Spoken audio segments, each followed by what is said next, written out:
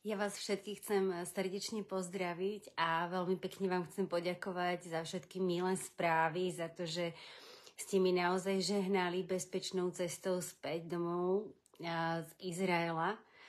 A ja som sa vrátila minulý týždeň a bola som aj trošku chorá, lebo v lietadle bola silná klíma a mala som cez víkend workshop, kde sme sa venovali emocionálnej plynulosti. Ja som bola veľmi vďačná za ľudí, s ktorými som sa mohla stretnúť a za tú blízkosť, ktorú sme tam prežívali a naozaj to nádherné prostredie a veľa nehy a lásky, tak mi pomohlo sa vyliečiť. Ja som naozaj už úplne fit.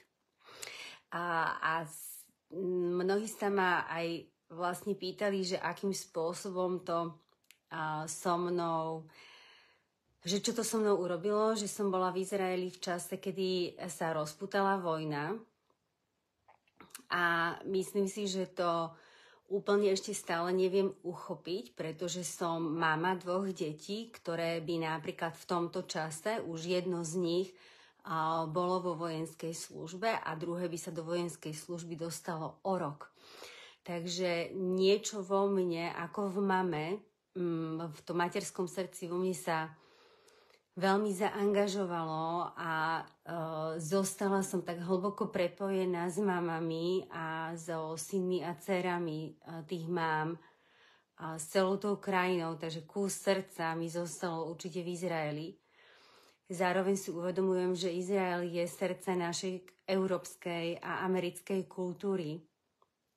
Takže nám teraz momentálne celej Európe krváca srdce a práve kvôli tomu, že my potrebujeme ošetrovať naše srdcia, naše vlastné a tým, že budeme ošetrovať vlastné srdce, budeme napomáhať ošetreniu alebo zmäkčeniu srdca aj Izraela a ľudí, ktorí v ňom žijú, pretože naozaj hlboko trpia. Tak ja som sa rozhodla, že tento týždeň budeme spoločne tí, ktorým to bude dávať zmysel, tak sa somaticky modliť. A čo myslím pod tou somatickou modlitbou je, že somaticky, to znamená, že v tele urobíme nejaký úkon, ktorý urobíme pre seba, ale zároveň to prinesieme ako obetinu, aby v tom Izraeli bol mier, aby sa tam ukludnilo a upokojilo celé to prostredie toho konfliktu. Uvedomujem si to, že ešte stále málo ako ľudia vnímame prepojenie, že sme prepojení, že sme jedno, že my veľakrát vnímame veci, že ako ďaleko sú od nás alebo ako blízko sú pri nás, ale my ako ľudia zdieľame jedno pole. A to jedno pole zdieľame jednak tej láskavosti a vďačnosti, mäkkosti, ochoty napríklad odpúšťať, ochoty sa zmieriť a ochoty vychádzať si v ústrety. A rovnako aj zdieľame to pole podráždenosti, frustrácie alebo agresivity. A tak ako ja som vravala už z toho letiska, keď sme tam nekonečne dlho čakali, že jediné, čo ja môžem urobiť pre to pole, je ani kvapkou energie nepridávať frustrácii, tak ja som si naozaj celý ten čas tam veľmi držala stred a veľa som meditovala, veľa som bola v tichu a naozaj ani slovkom, myšlienky, nedovolila som, aby tam prúdila energia nejakej frustrácie, skôr to bola mäkkosť a jemnosť.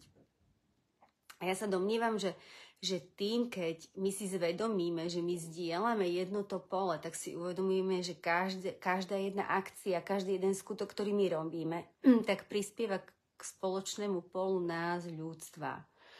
A preto tie somatické modlitby budú pozvaním pre vás, aby ste sa stali mäkší a láskavejší voči sebe.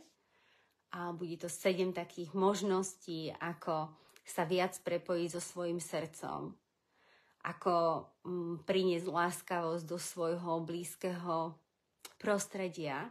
A ten akt, ak vám to bude dávať zmysel, tak budete môcť priniesť ako vedomím, ako obetinu aby sa v Izraeli upokojila tá vojna a aby sa táto vojna nerozšírila do celého arabského sveta, alebo nebodaj ešte aj ďalej. Takže komu to bude dávať zmysel, tak budem veľmi rada, keď sa pridáte. My zrovna dneska začíname aj ten 3-dielny workshop uzdravenia vnútorného dieťaťa.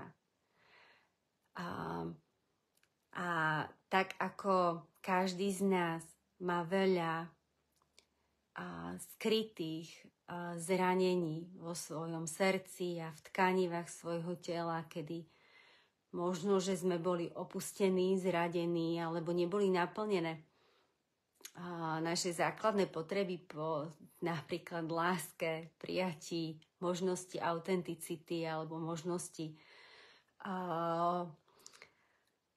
byť v prepojení s vlastnou sexualitou. To sú tie základné potreby toho dieťaťa. Keď oni nie sú naplnené, tak niekde tam zostáva v tých tkanivách taký šrám a my tomu hovoríme v dospelosti, že to je zranenie, ktoré neskôr nás častokrát organizuje a my už sme aj zabudli, že nás organizuje. Už sme úplne zabudli na to, že my sme vtedy ani nemali pamäť, tú takú klasickú pamäť toho mentálneho sveta. Takže pamätá si to iba telo a to telo reaguje, že aha, toto ma bolí, toto sa ma dotkne, toto ma frustruje, od toho utekám, k tamtomu priľnávam. A práve to isté sa tam deje aj v tom Izraeli, že je málo zvedomené to podložie, z čoho tento konflikt vychádza. Už možno si ani nikto tam z nich nepamätá. A len to dávajú na vrub tomu, že je to boj o územie. Je tam oveľa hĺbšie a hlavne, že deje sa to medzi ľuďmi. To znamená, že chytá sa táto téma na nejaké ľudské zranenie, na nejakú bolesť, utrpenie alebo neodpustenie. Takže aj my v tej skupine, keď pôjdeme cez ten program toho uzdravenia toho vnútorného dieťaťa, tak budeme prinášať vlastne tú možnosť pre tie tkanivá, aby zjemneli, aby sme sami k sebe boli láskavejší, lebo keď nám sa podarí byť k sebe láskavejší, tak my tým budeme tvoriť to pole okolo nás a ešte stále podceňujeme silu jednotlivca a podceňujeme silu pola našich srdc, že naše srdce má elektromagnetické vlnenie ďaleko za hranice nášho tela. Takže ak my z nášho srdca vydychujeme neustále našu esenciu, ktorá je plná lásky, tak to sa šíri vlnami ďaleko za hranice nášho tela, za hranice našich domovov. A k tomu vás vlastne chcem mať celý tento týždeň naozaj pozývať,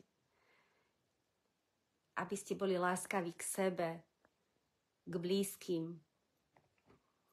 A tým budeme šíriť aj pokoj ďaleko za hranice nášho štátu.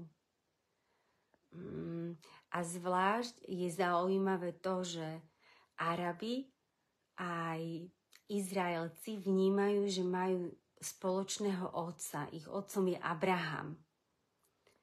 Ale majú odlišné mamy. Takže o to viac pozrime sa na to, že aké bratské a sesterské vzťahy máme a či by sme mohli medzi vlastnými bratmi a sestrami, ak máme súrodencov, a priniesť možno nový vánok a vzájomnosti a láskavosti ako obetinu. Tak ešte raz veľká vďaka za priania, ktoré ste mi poslali. Ja si ich naozaj veľmi vážim. Prišlo ich také obrovské množstvo, že aj keby som chcela, tak by som si musela neviem koľko dní vyhradiť a iba odpovedať ďakujem. veľmi ma to potešilo, cením si to. A ako živá a zdravá vás naozaj srdečne pozdravujem a prajem vám v tieto dni a také opäť ešte hĺbšie prepojenie so sebou, s dármi, s touto krajinou, že môžeme žiť v miery. Je to obrovský dar, sme strážení. Tak krásne dni vám želám.